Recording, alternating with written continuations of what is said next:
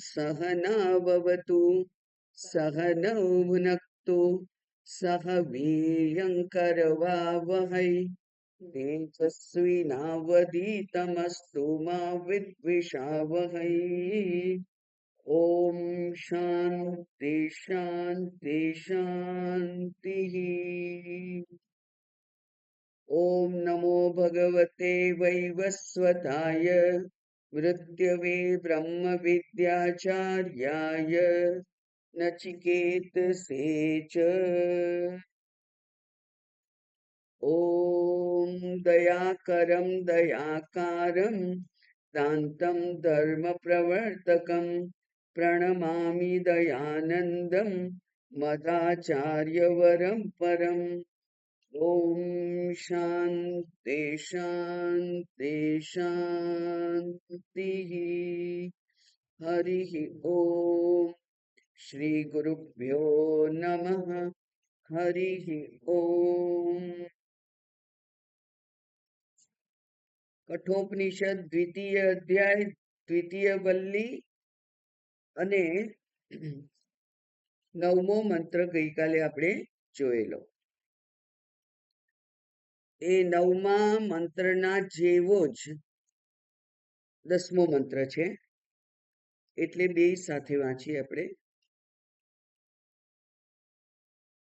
અગ્નિર્યથૈકો ભુવનમ પ્રવિષ્ટો रूपं रूपं प्रतिरूपो बभूव एकस्तथा सर्वभूतान्तरात्मा रूपं रूपं प्रतिरूपो बहिश्च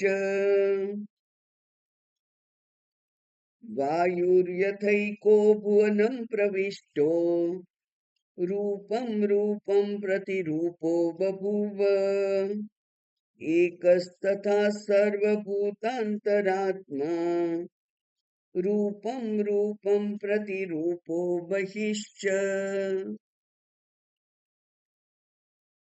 તમે જોઈ શકો છો કે બે મંત્રના બધા જ શબ્દો સરખા છે, માત્ર ઉદાહરણનું જે તત્વ છે એ બદલાયું. અને આપણે ગઈકાલે લંબાણપૂર્વક વાત કરી કે જેવી રીતે અગ્નિ જે સૂક્ષ્મ તત્વ છે, એ અગ્નિની જે ઉપાધિ છે, ઉપાધિમાં પ્રવેશ કરે તો ઉપાધિના રૂપનો થઈ જાય છે.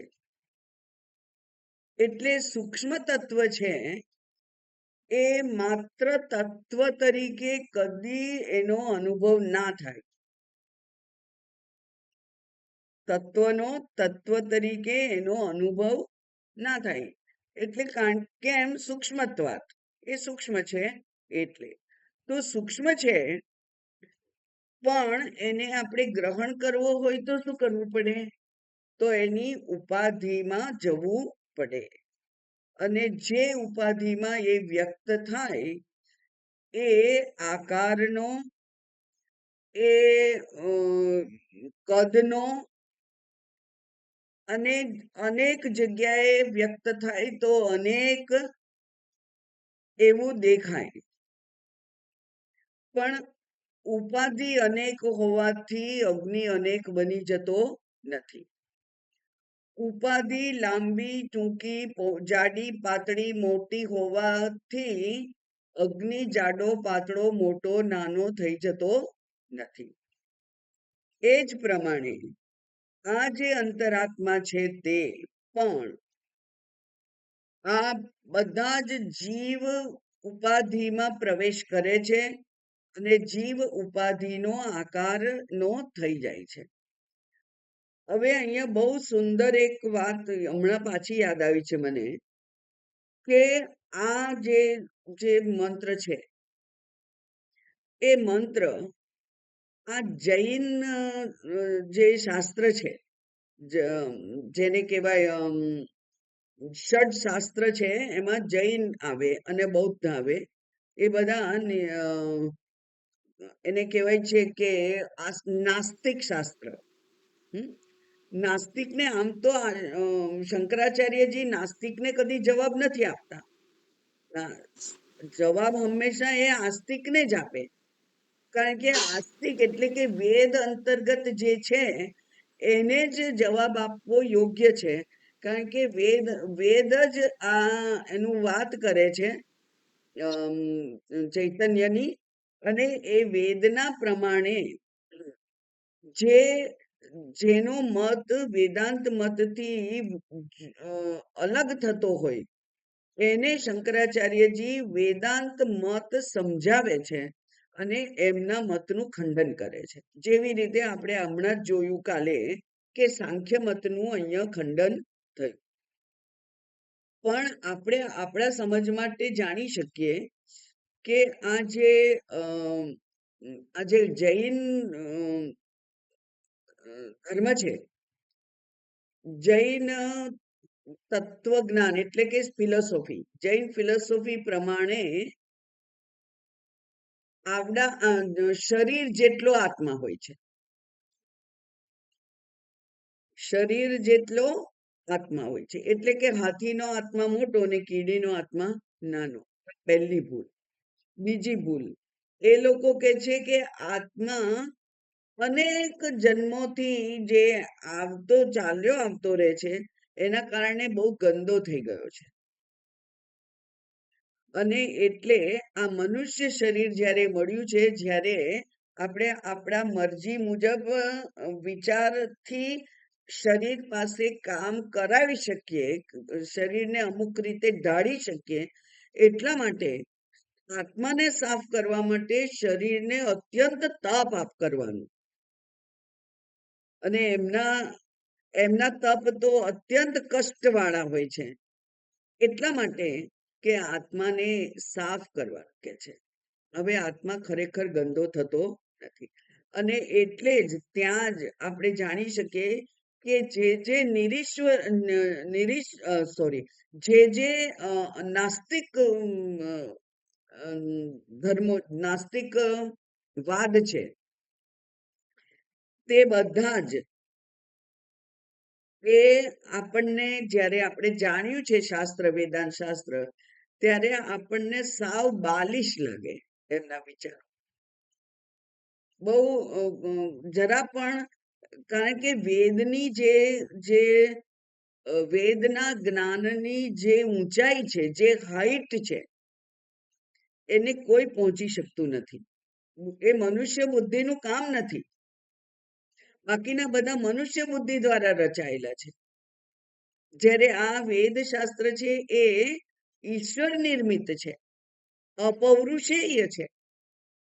અને એટલે એમાં એની જે ગહનતા છે, એ વિચારોનું જેને કહેવાય કે મેચ્યોરિટી છે, પરિપક્વતા છે, એ બીજે ક્યાંય દેખાતી નથી.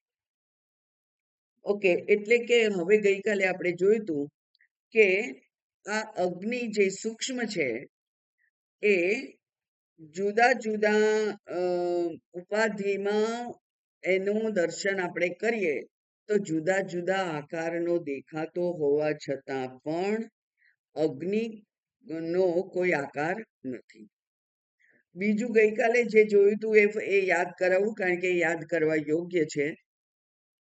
અહીંયા કહ્યું છે કે બહિશ્ચ અંતરાત્મા, એ બહાર પણ છે અને અંદર પણ છે. તો આ શાસ્ત્ર પોતે જ વિરુદ્ધ વાત ના કરી શકે. શાસ્ત્ર પોતે જ વિરુદ્ધ વાત કરી શકે નહીં, કારણ કે શાસ્ત્ર નું તો સાચું માનવું પડે આપણે. તો એ અંદર પણ છે ને બહાર પણ છે, આપણા અનુભવની વિરુદ્ધ છે. તો આપણા અનુભવની વિરુદ્ધ હોય એથી કઈ ફેર નથી પડતો. આપણો અનુભવ છે કે અંતરાત્મા છે, પણ બહાર છે એવું આપણને શાસ્ત્ર સિવાય અન્ય કોઈ પણ માધ્યમ વગર ખબર નથી પડતી. સર્વવ્યાપીતા છે એની એ ખબર નથી પડતી. અને એટલે અહીંયા અંતર અને બહિ એ બંને આ આત્માને લાગુ પડે છે, કારણ કે આત્મા એક જ સર્વવ્યાપી છે. આત્મા એક જ અતિ સૂક્ષ્મ છે અને એટલે એ સર્વવ્યાપી છે. માટે આ બંને જે વિરુદ્ધ દેખાતા શબ્દો છે એમાં કોઈ વિરોધ નથી. એ જ પ્રમાણે આગળ 10મા મંત્રમાં શાસ્ત્ર કહે છે, તથા અન્ય દ્રષ્ટાંત. એ જ પ્રમાણે અન્ય દ્રષ્ટાંત. અન્ય દ્રષ્ટાંતમાં શું કહ્યું? વાયુ. એ વાયુ એ સમષ્ટિ વાયુનું નામ છે, વાયુ તત્વનું નામ છે. અને જે આ શરીરમાં આપણને આવતો જતો વાયુ દેખાય છે, જે આ શરીરને જીવંત રાખે છે, એને કહેવાય છે પ્રાણ. એટલે સમષ્ટિમાં એનું નામ છે વાયુ અને વ્યષ્ટિમાં એનું નામ છે પ્રાણ. તો અન્નમય કોષમાં પ્રાણમય કોષ છે. હવે આ પ્રાણમય કોષ માત્ર અહીંયા નાસિકામાંથી જઈ અને ફેફસામાં જ હોય છે એવું કઈ નથી. સમગ્ર શરીરમાં એ વ્યાપેલું છે. બરાબર, સમગ્ર શરીરમાં એ વ્યાપેલું છે. જેવી રીતે ચેતન આપણા શરીરના પ્રત્યેક કોષમાં વ્યાપેલું છે, પણ એ આત્માનું ચૈતન્યનું પ્રાપ્તિ સ્થાન છે અંતઃકરણ. એવી રીતે પ્રાણ વિષયક કોઈ શારીરિક સમસ્યા આપણને ઊભી થઈ હોય તો એ જે ડોક્ટર લોકો છે એ કયા કયા અંગોને તપાસે? આ નાકની એટલે કે શ્વાસ નળી અને ફેફસા, એનાથી આગળ ના જાય એ લોકો, કારણ કે ત્યાં જ એ પ્રાપ્તિ સ્થાન છે. વાયુનું પ્રાપ્તિ સ્થાન છે ફેફસા. આમ અહીંયા એવી જ રીતે આપણે જોયું કે અગ્નિ છે એ શરીરના તાપમાન રૂપે અનુભવાય છે, બધા જ જીવોમાં અનુભવાય છે. પણ આપણે જ્યારે પ્રાણની જ્યારે આપણે આહુતિ આપીએ છીએ આપણા અન્નની, ત્યારે કોને આહુતિ આપીએ છીએ? વૈશ્વાનર. એટલે એને આપણે કહીએ છીએ જાઠરાગ્નિ. જઠરમાં જે અગ્નિ છે વૈશ્વાનર, એ જાઠરાગ્નિને આપણે આહુતિ આપીએ છીએ. આખા શરીરમાં એ જ અગ્નિ એ ગરમી પ્રસરાવે છે. તો આવા બધા જે કઈ સૂક્ષ્મ ચર્ચા છે એ સૂક્ષ્મ ચર્ચા પણ થવી જોઈએ. એટલે ઉપર આપણે આનંદગીરી ટીકામાં મેં તમને છેલ્લું વાક્ય વાંચવાનું કહ્યું હતું કે પ્રતિરૂપ ઉપાધિ સદ્રશ ચતુષ્કોણત્વાદિ ધર્મ હિ દારૂણી તદ્રૂપો વહની અપી લક્ષ્યતે. જેવી રીતે લાકડાનો ચતુષ્કોણ વગેરે જે આકાર હોય એ પ્રમાણે વહ્નીને જાણાય, અગ્નિને જાણાય, એવી જ રીતે આ અગ્નિ અહીંયા પણ શરીરમાં પણ પ્રતિરૂપ ઉપાધિ સદૃશ, એ પણ ઉપાધિના જેવો જ હોય છે. એવી જ રીતે અહીંયા પણ વાયુ યથા એકો ભુવનમ પ્રવિષ્ટ. વાયુ એક જ છે. બ્રહ્માંડમાં પ્રવેશ્યો, એ ભુવનમ પ્રવિષ્ટ એટલે આ પૃથ્વી ઉપર એ પ્રવેશ્યો અને પ્રવેશીને પછી શું થયું? રૂપમ પ્રતિરૂપો બભૂવ.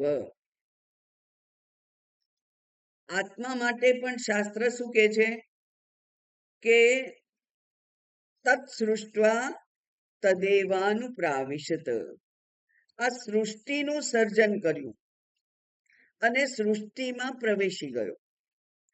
એટલે સૃષ્ટિમાં તો અનંત પ્રકારના જીવો છે, અનંત આકારો છે, એ બધામાં એ પ્રવેશી ગયો, એટલે કે તે આકાર રૂપ બની ગયો. એવી રીતે અગ્નિ પણ તે આકાર રૂપ બની ગયો, અને એવી રીતે વાયુ પણ તે આકાર રૂપ બની ગયો. એ કેવો છે? વાયુ પણ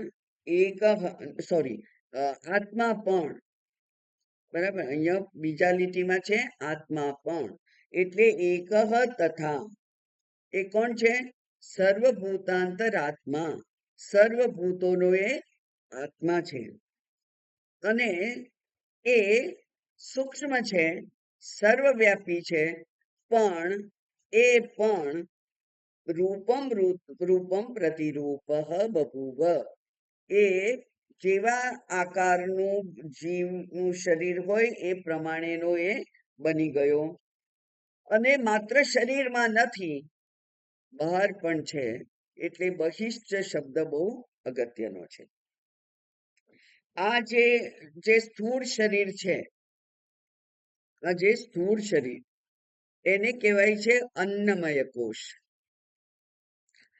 અન્નમય કોષમાં પ્રાણ જાય છે, એટલે અન્નમય કોષના આકારનો એ પ્રાણમય કોષ બની જાય છે, બરાબર. એટલે અન્નમય કોષ એટલે સ્થૂળ શરીર, તો પ્રાણમય કોષ અન્નમય કોષનો આકાર ધારણ કરે છે, અને એટલા મર્યાદિત સ્થાનમાં જ રહે છે. શરીરમાં શરીરના જેટલા સ્થાનમાં જ રહે છે સર્વવ્યાપી, સૂક્ષ્મ, પણ એ કેવો રહે છે? મર્યાદિત સ્થાનમાં રહે છે. માટે મૃત્યુ સમયે પ્રાણ સૂક્ષ્મ શરીરની સાથે અન્ય શરીરમાં જતો રહે છે, ત્યારે અન્નમય કોષ એટલે કે સ્થૂળ શરીરની સાથે એ મૃત્યુ પામતો નથી, અન્નમય કોષમાં રહે છે, અન્નમય કોષના જીવડો એ બની જાય છે. પણ જ્યારે મૃત્યુ થાય ત્યારે આ અન્નમય કોષ છે એનું તો વિસર્જન થઈ જાય છે, તો પ્રાણનું ત્યાં વિસર્જન થતું નથી. પ્રાણ શું કરે છે? પ્રાણ સૂક્ષ્મ શરીરનો એક ભાગ છે, અને એટલે સૂક્ષ્મ શરીર જેવી રીતે બીજા શરીરમાં જતું રહે છે, એવી રીતે પ્રાણ પણ ત્યાં બીજા શરીરમાં જતો રહે છે. એટલે એ જ્યારે જતો રહે છે ત્યારે પછી એનો આકાર રહેતો નથી. નહીં તો મનુષ્યના શરીરનો જો પ્રાણ કીડીના શરીરમાં એને જવાનું હોય તો એ પ્રાણ અંદર કીડીના શરીરમાં માય નહીં. હાથીના શરીરનો પ્રાણ એ આ મનુષ્ય શરીરમાં એને સમાવાનું હોય તો એ માય નહીં. એટલે જ્યારે એ જાય છે ત્યારે એનો આકાર રહેતો નથી, અને અન્ય શરીરના આકારનો એ થઈ જાય છે. મોટા શરીરમાં મોટો અને નાના શરીરમાં નાનો. પરંતુ વાયુ તત્વ તો એક જ છે, બધે જ છે. શરીર પ્રમાણે ભાગ પડતા હોવા છતાં પણ એ એક છે, બરાબર. એટલે કે એ શરીર જેવડો થઈ, કારણ કે શરીર એ ઉપાધિ છે, ઉપાધિના જેવડો એ થઈ જાય, પણ એ ઉપાધિથી કોઈ રીતે સંલગ્ન થતો નથી, બરાબર. અહીંયા ઉપરના જેવું જ છે, એટલે ભાષ્ય ખાસ છે નહીં. જુઓ, વાયુ યથા એકહ ઇત્યાદિ કહીને આગળનું વાંચી લો એમ કહી દીધું. પછી વાયુ છે એટલે શું કહ્યું?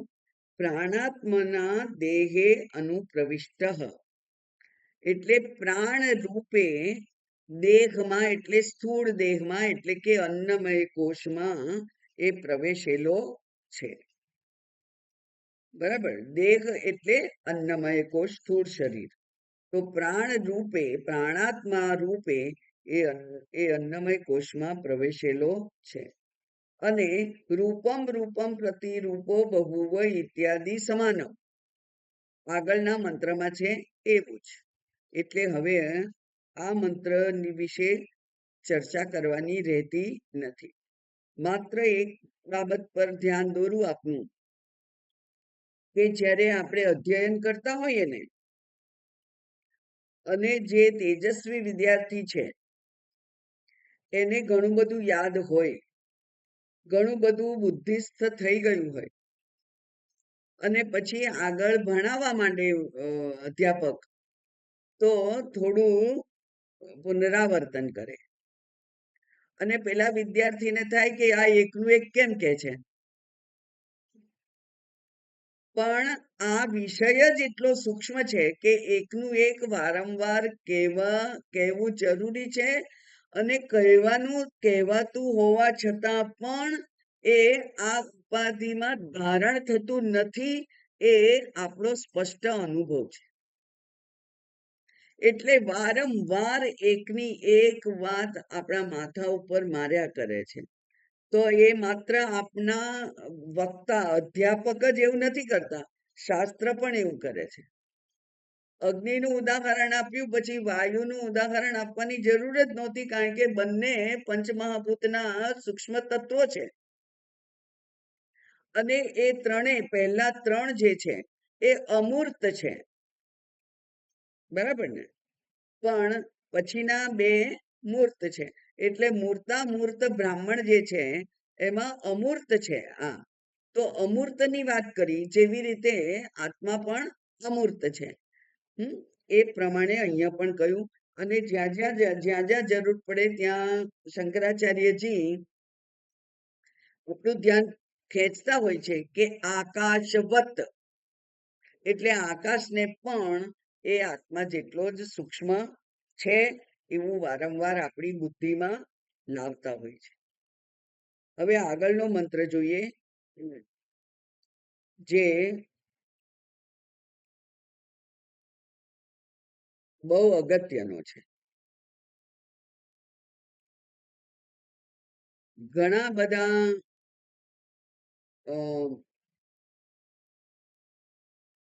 વિચારધારાઓ એને આવો પ્રશ્ન થતો હોય છે, અને એનો આ જવાબ છે. શું પ્રશ્ન થતો હોય છે? જે ભાષ્ય છે આગળ ઉપર, જેને સંબંધ ભાષ્ય કહેવાય, સંબંધ ભાષ્યમાં આપેલું છે, એકસ્ય સર્વાત્મત્વે સંસાર દુઃખિત્વમ પરસ્ય એવ સ્યાત ઇતિ પ્રાપ્તમ. ઇતિ પ્રાપ્તમ એટલે ઇતિ પ્રસિદ્ધમ, ચર્ચા થઈ રહેલી છે લોકોમાં. કેટલાક એવા પક્ષો છે જેમાં આવી ચર્ચા થઈ રહેલી છે. કે શું ચર્ચા થઈ રહી છે? આ એકસ્ય, એક એટલે એક બ્રહ્મ છે, એ સર્વાત્મત્વે બધામાં છે. આ એક જ બ્રહ્મ ભલે એક જ છે, પણ એ બધા જીવોમાં છે. અને બધા જીવોમાં છે એટલે બધા જીવો જેવો જ એ પણ દુઃખી છે. એટલા કે છે કે સર્વાત્મ હોવાથી, દરેક વ્યક્તિમાં હોવાથી સંસારત્વમ અથવા દુઃખિત્વમ, સંસારપણાને અને સંસારનું લક્ષણ છે દુઃખ. તો એ સંસાર રૂપી દુઃખને પરસ્ય એવ, પરમાત્મા હોવા છતાં પણ, પરસ્ય પર એટલે પરમાત્માને, એ દુઃખિત્વ છે એ પરમાત્માને પણ સ્યાત છે એવું પ્રાપ્તમ.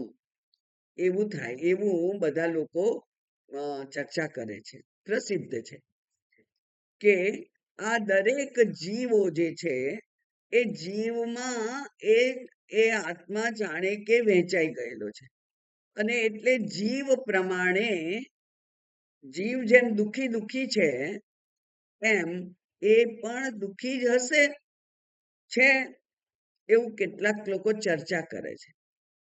તો એના જવાબ રૂપે આ મંત્ર છે, બરાબર. એટલે કે હું સુખી દુઃખી હોઉં, પણ આત્મા સુખી દુઃખી નથી. હવે આવી ચર્ચા કેમ થાય છે? તો આચાર્યો ચર્ચા કરતા કહે છે કે આ દેહ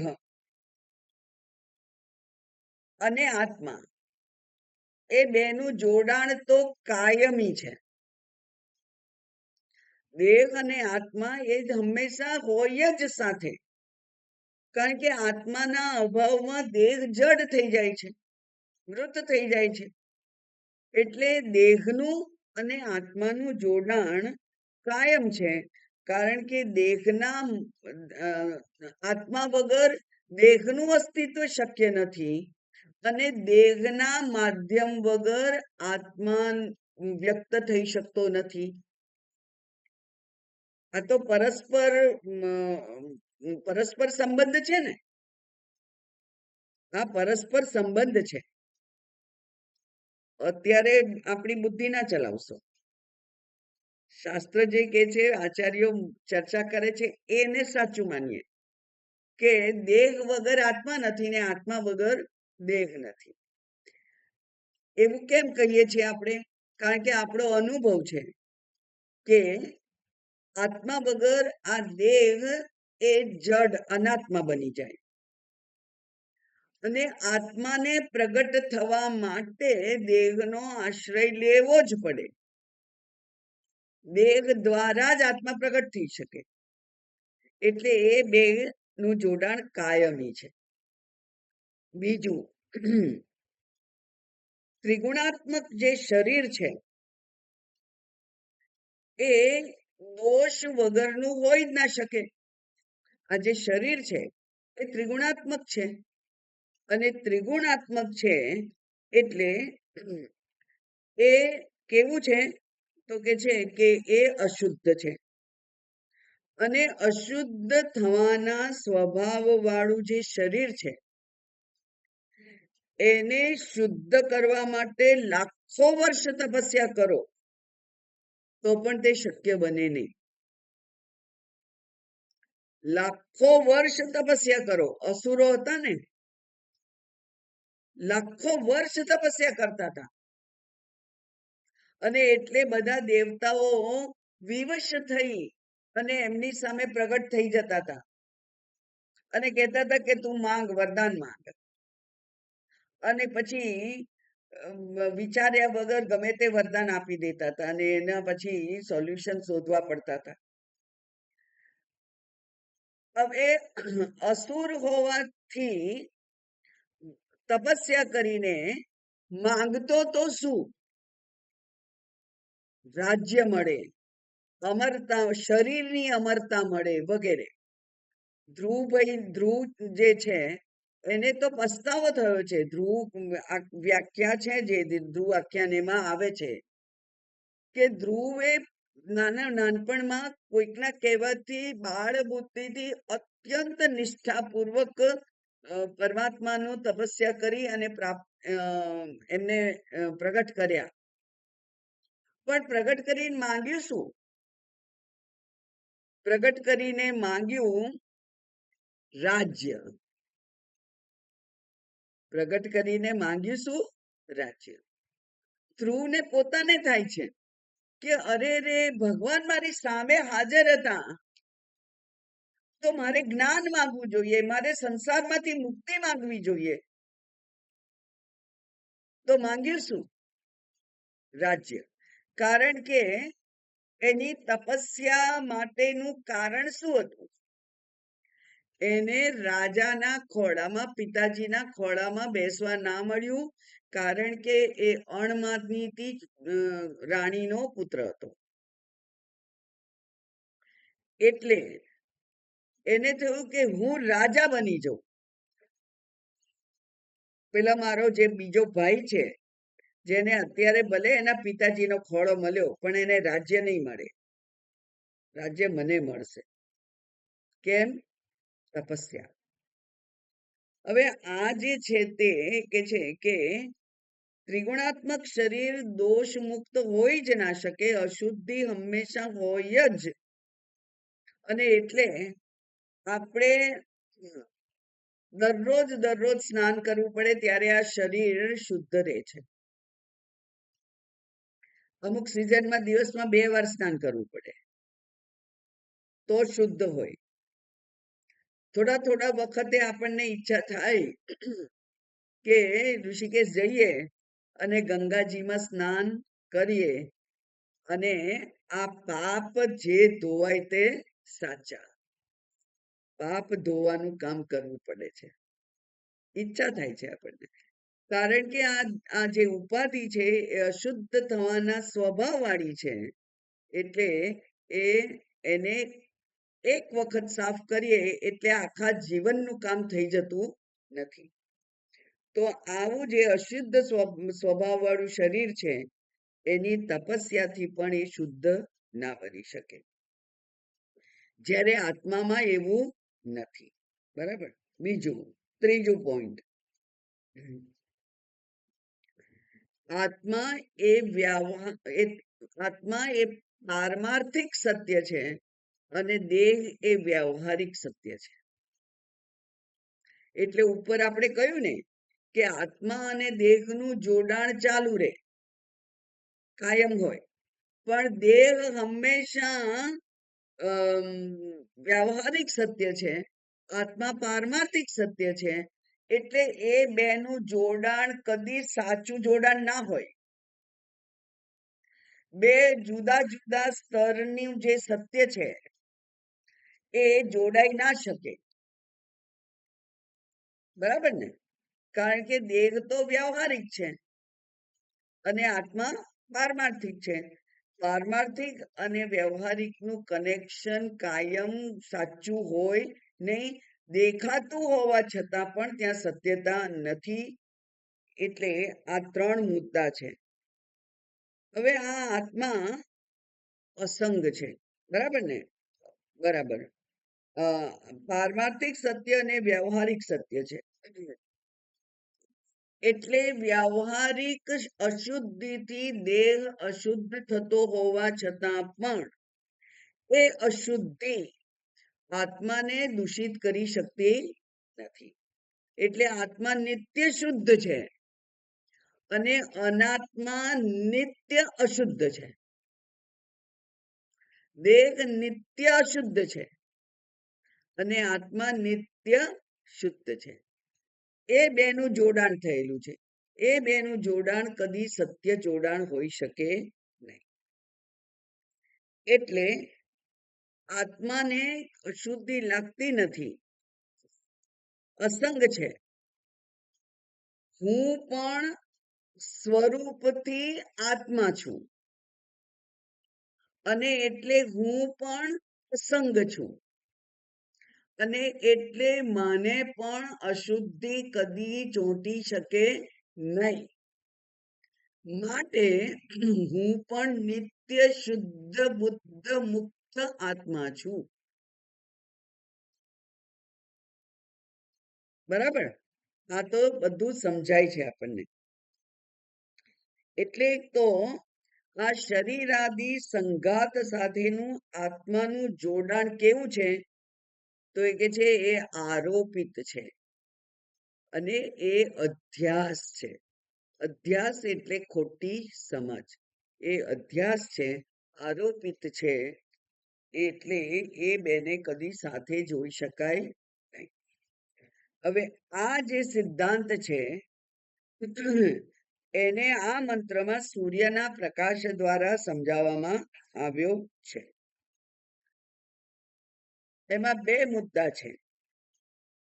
સૂર્યનો પ્રકાશ જે અચ્છા એના પહેલા કહું, આત્મા એ સર્વ જીવો પર અનુગ્રહ કરે છે.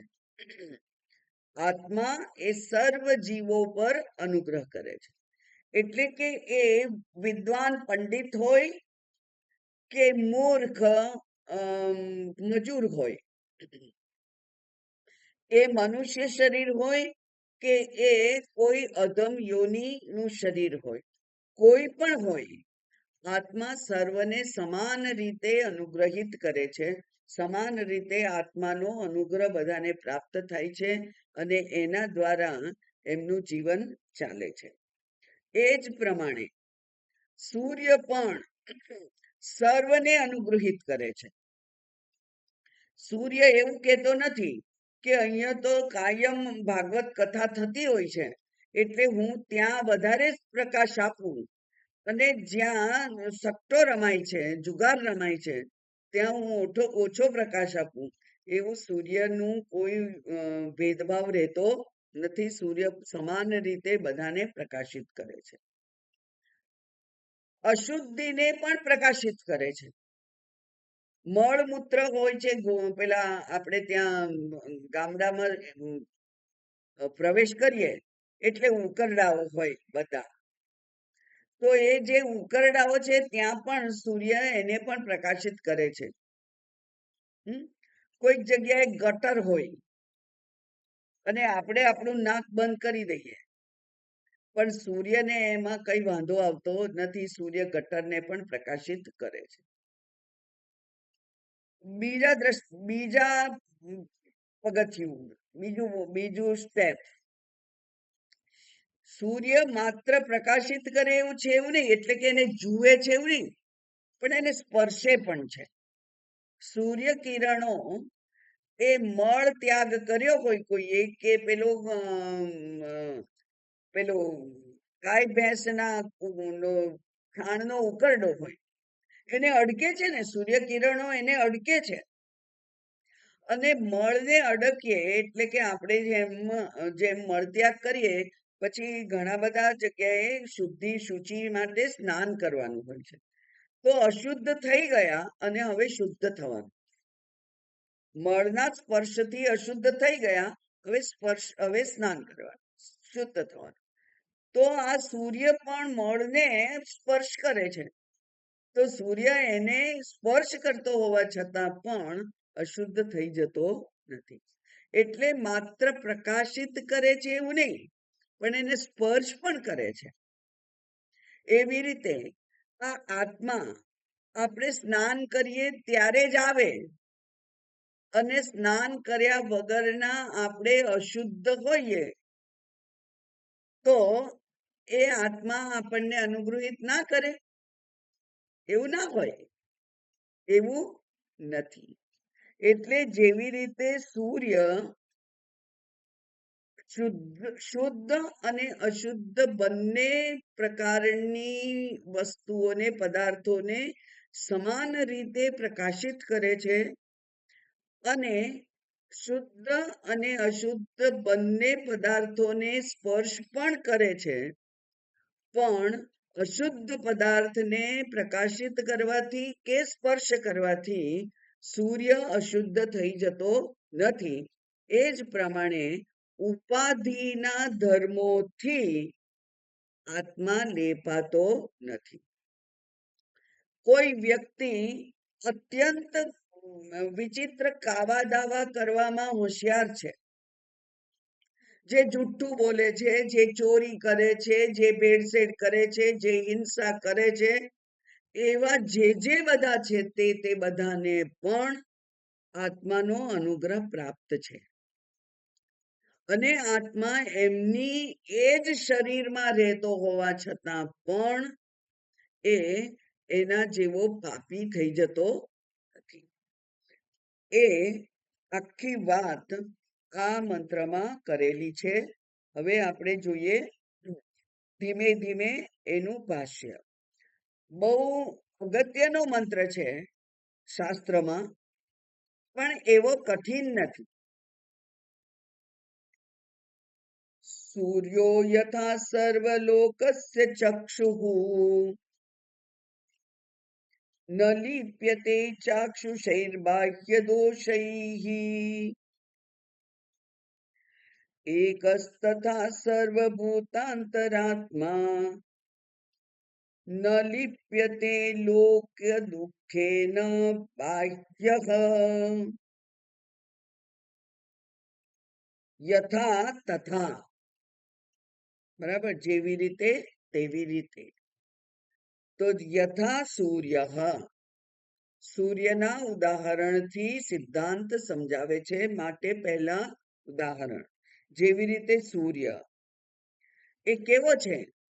તો કે છે કે સૂર્ય, આગળ આપણે જોયું કે અગ્નિ અને વાયુ એ બંને પણ સમષ્ટિ છે, અને જ્યારે વ્યષ્ટિમાં આવે છે ત્યારે એના નામ જુદા થઈ જાય છે. એ જ અગ્નિ જ્યારે સૂક્ષ્મ રૂપે સમષ્ટિ તત્વ રૂપે છે ત્યારે એ અગ્નિ છે, અને મારા શરીરમાં આવે છે ત્યારે એ શરીરના ઉષ્ણતામાન રૂપે છે, અથવા જાઠરાગ્નિ રૂપે છે. એટલે એ શરીર પ્રમાણે એને નામ પ્રાપ્ત થાય છે. વાયુ પણ જ્યારે સમષ્ટિ છે ત્યારે એને વાયુ કહેવાય છે, વ્યષ્ટિમાં પ્રવેશે છે ત્યારે એને પ્રાણ કહેવાય છે. એવી જ રીતે આ જે સૂર્ય છે, જે આ બ્રહ્માંડનો અતિ તેજસ્વી પદાર્થ રૂપે આકાશ સ્થિત છે, એ સૂર્ય, એના પ્રકાશ દ્વારા જ એ પ્રકાશ ક્યાં વ્યક્ત થાય છે? આ શરીરમાં, ચક્ષુરેન્દ્રિય દ્વારા. એટલે આપણે કહીએ છીએ કે ચક્ષુરેન્દ્રિયનો અધિષ્ઠાતા દેવતા કોણ? સૂર્ય. તો એ સમષ્ટિ અધિષ્ઠાન રૂપે સૂર્ય છે, અને એ આ ચક્ષુ દ્વારા આ એક શરીરને અનુગ્રહિત કરે છે. એટલે બહુ સરસ વાત અહીંયા યોજી શકાય કે આ ચક્ષુરેન્દ્રિયની તેજસ્વીતા એ સૂર્યની તેજસ્વીતા જેટલી હોય કે ના પણ હોય, પણ એમાં સૂર્યનો વાંક નથી. ઉપાધિની મર્યાદા છે. એટલે આ આંખ જ્યારે યુવાન હોય ત્યારે અત્યંત તેજસ્વી હોય છે. ધીમે ધીમે ધીમે ધીમે એનું તેજ ઘટતું જાય છે. એવી જ રીતે કેટલાક લોકોની આંખો બહુ તેજસ્વી હોય છે, અને કેટલાકની આંખોની રોશની મંદ હોય છે. કેટલાક લોકોને એક જ આંખમાં એ સૂર્યનો અનુગ્રહ છે, બીજી આંખમાં નથી. કેટલાક લોકોને બંને આંખમાં સૂર્યનો અનુગ્રહ નથી, અને એટલે એમના માટે રંગ અને આકાર એ પ્રાપ્ત થતા નથી. એટલે ઉપાધિના જે તારતમ્ય છે, જેના પ્રકાશનું, ચક્ષુની પ્રકાશનું જે એક ગ્રેડેશન, તારતમ્ય એટલે ગ્રેડેશન, બહુ અત્યંત સરસ, પછી મધ્યમ, પછી ખરાબ, બહુ જ ખરાબ, અને એનો કદાચ અભાવ પણ.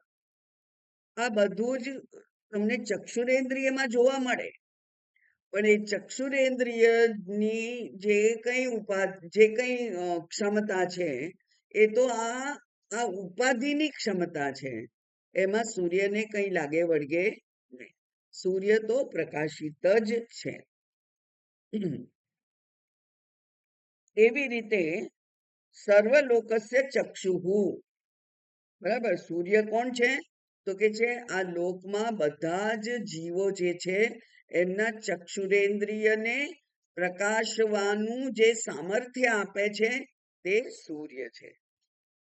અને એટલે જેવી રીતે હમણાં જ મેં કહ્યું કે સૂર્યના કિરણો એ શુદ્ધ વસ્તુને પ્રકાશિત કરે તો એમને પુણ્ય પ્રાપ્ત થતું નથી, અને અશુદ્ધ વસ્તુને એ પ્રકાશિત કરે તો એમને પાપ પ્રાપ્ત થતું નથી.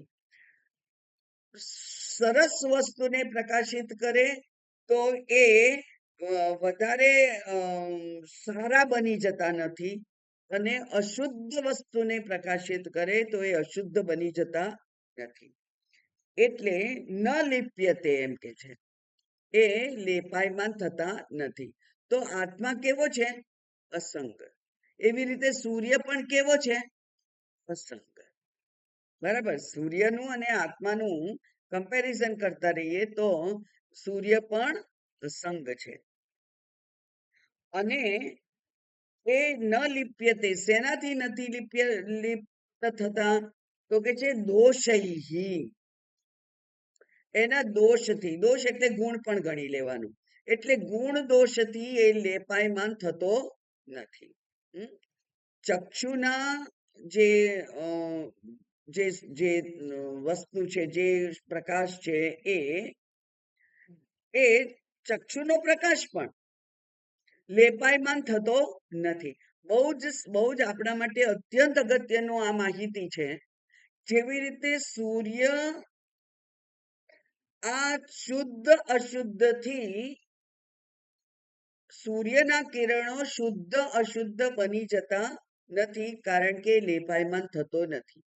એ સૂર્ય જ આ ચક્ષુ રૂપે અહીંયા પ્રકાશિત કરવા માટેના સાધન રૂપે ઉપસ્થિત છે. એટલે આપણી ચક્ષુરેન્દ્રિયને પણ આ ઉપાધિનો સૂર્ય કહેવાય કે નહીં? ઉપાધિનો આ સૂર્ય છે. એ સૂર્ય પણ શુદ્ધ જુએ તો પોતે શુદ્ધ થઈ જાય, અને અશુદ્ધ જુએ તો પોતે અશુદ્ધ થઈ જાય, એવું બને નહીં. જો હું મારા જાતને આ ચક્ષુરેન્દ્રિયથી ઉપર એવું પ્રકાશ સ્વરૂપ માનું, તો હું પણ અશુભ જોવાથી કે અશુભને સ્પર્શ કરવાથી અશુભ બની જવું નહીં. ઉપાધિ અશુદ્ધ બની જાય, પણ હું ઉપાધિ નથી. ઉપાધિના ધર્મને ઉપાધિ પાસે રહેવા દઈ, અને હું તો પ્રકાશ સ્વરૂપ છું. તો હું પણ અશુદ્ધ જે છે પદાર્થ, વસ્તુ, વ્યક્તિ, એને અડકી સ્પર્શ કરી અને અશુદ્ધ ના થઈ જવું. એટલે જો મારામાં ઉપાધિ બુદ્ધિ ક્ષીણ થઈ ગઈ હોય તો હું પણ મળ વિસર્જન કર્યા પછી સ્નાન કરવાની મારે જરૂર રહે નહીં,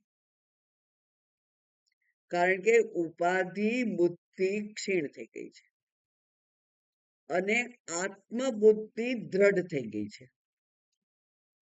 પછી એ જ્ઞાનીને પાપ અને પુણ્ય અડકતા નથી.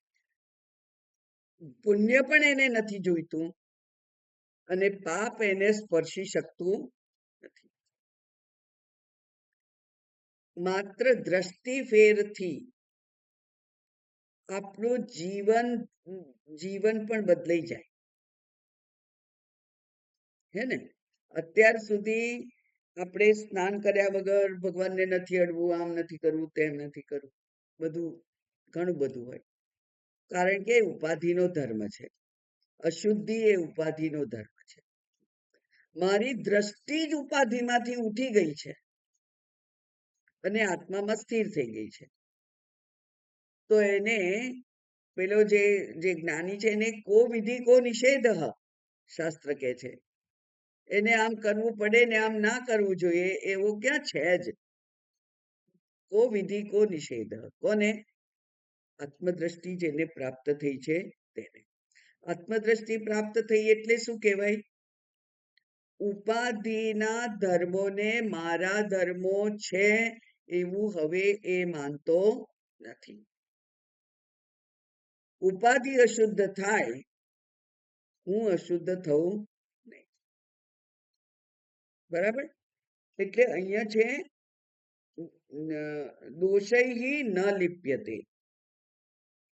બે દોષના અહીંયા નામ કયા છે?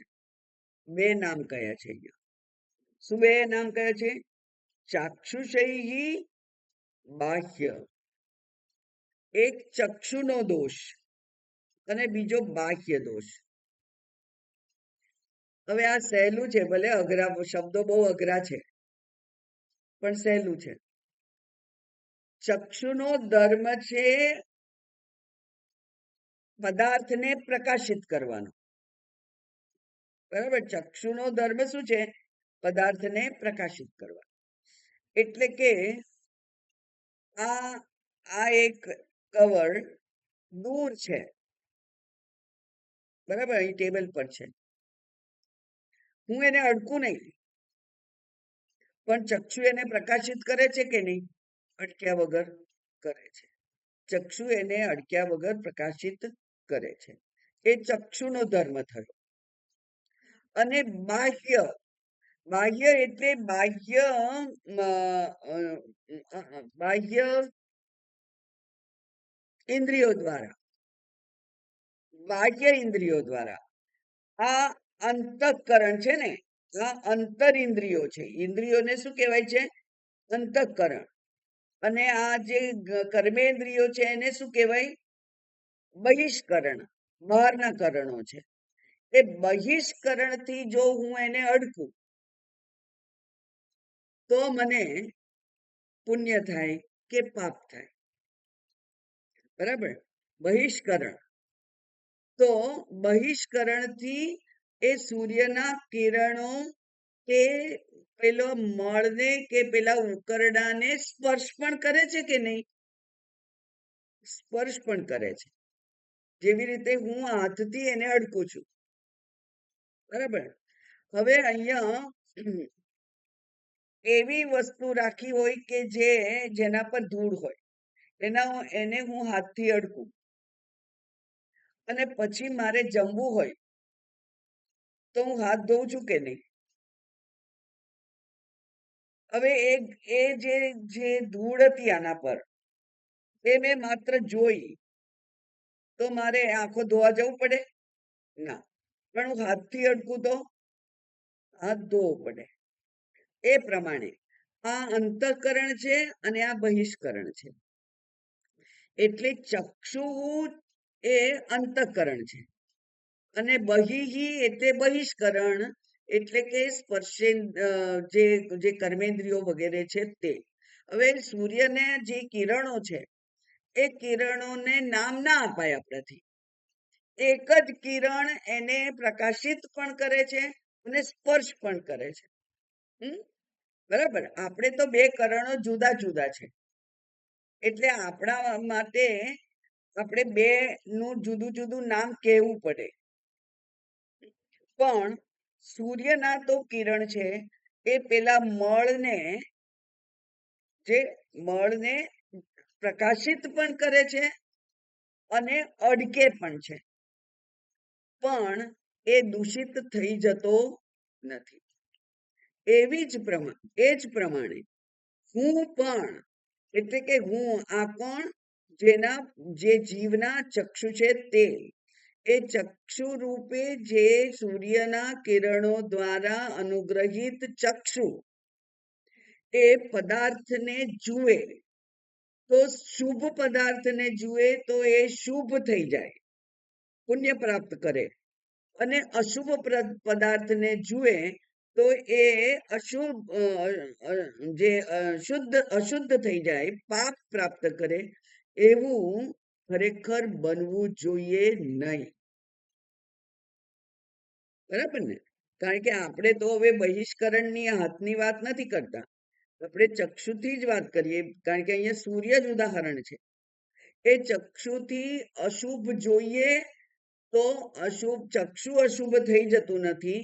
એ ચક્ષુના જે કિરણો છે, જે દ્રષ્ટિ છે, એ દ્રષ્ટિ એને સ્પર્શી અને એનું જ્ઞાન લઈને મનને આપે છે કે નહીં?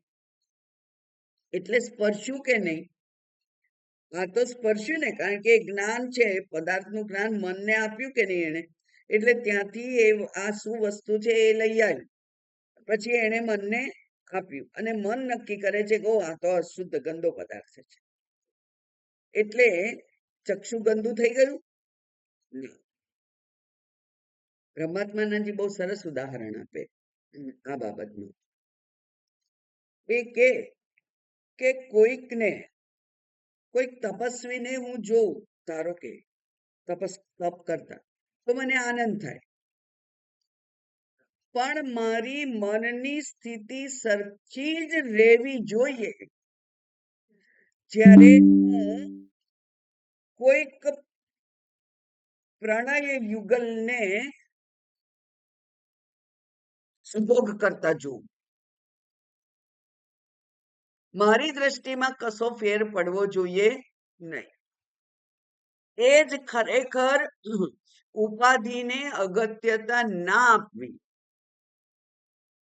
એ થયું ને. ઉપાધિ એ પુણ્ય પણ પ્રાપ્ત કરતી નથી અને પાપ પણ પ્રાપ્ત કરતી નથી, પણ ઉપાધિમાંથી મારી બુદ્ધિ પર ઉઠી ગઈ હોવી જોઈએ. જ્યાં સુધી ઉપાધિ બુદ્ધિ છે ત્યાં સુધી પુણ્ય પાપ લાગે છે. જેવી રીતે સૂર્યને જો કર્તૃત્વ હોત તો એને પુણ્ય પાપ લાગે, પણ સૂર્યમાં કર્તૃત્વ નથી. આ શુભ કામ થાય છે એને હું પ્રકાશિત કરું ને આ અશુભ કામ થાય છે એને હું પ્રકાશિત ના કરું, એવું જો એ નક્કી કરે તો એને પુણ્ય પાપ લાગે. પણ એને એ ઉપાધિમાં કર્તૃત્વ નથી, એવું મારી ઉપાધિમાં જો કર્તૃત્વ ના હોય તો મને પણ એ પુણ્ય કે પાપ લાગે નહીં. એટલે આ મંત્ર અત્યંત અગત્યનો આપણા માટે એટલા માટે છે કે ઉપાધિમાંથી આપણે આપણી દ્રષ્ટિને હટાવી લઈ શકીએ, અને એ તો એ પ્રયત્ન સિદ્ધ છે, પ્રયત્નથી થઈ શકે. બરાબર ને? કારણ કે જો પ્રયત્નથી આપણે શું કરી શકીએ, આખા ગામના બધા જ છોકરાઓ એમાંથી કોઈ પણ તોફાન કરતું હોય કે કોઈ પણ ને વાગ્યું, અકસ્માત થયો, તો આપણે વ્યથિત થઈ નથી જતા, તો ત્યાં આપણી ઉપાધિ બુદ્ધિ છે કે નહીં, કે આ મારું નથી, વ્યથિત નથી થતા. પણ મારું કૂતરું પણ, એને પણ અકસ્માત થયો હોય અને પેલા ગાડી વાળો કે સ્કૂટર વાળો એને પગને દબાઈને જતો રહ્યો હોય તો આપણે વ્યથિત થઈ જઈએ, કારણ કે ત્યાં મમ બુદ્ધિ છે, હું અને મારું કૂતરું. તો ઉપાધિમાંથી બુદ્ધિ હટાવવાનું આપણને નથી આવડતું એવું નથી, પણ આપણે એમાં સિલેક્ટિવ હોઈએ છીએ, પસંદ કરીએ છીએ. એ જ પ્રમાણે બહારની વાત જવા દઈએ, હવે તો માત્ર શરીર ઉપર નું જ ધ્યાન છે. તો શરીરમાં ચક્ષુ છે એને નથી એને પ્રકાશિત કરવાનો દોષ લાગતો કે નથી એને સ્પર્શ કરવાનો દોષ પણ લાગતો. બરાબર? હવે એનાથી આપણે કાલે વધારે આગળ જોઈશું. ઓમ પૂર્ણમદ પૂર્ણમિદમ પૂર્ણાત પૂર્ણમુદચ્યતે પૂર્ણસ્ય પૂર્ણમાદાય પૂર્ણમેવાવશિષ્યતે. ઓમ શાંતિ શાંતિ શાંતિ. હરિ ઓમ. શ્રી ગુરુભ્યો નમઃ. હરિ ઓમ.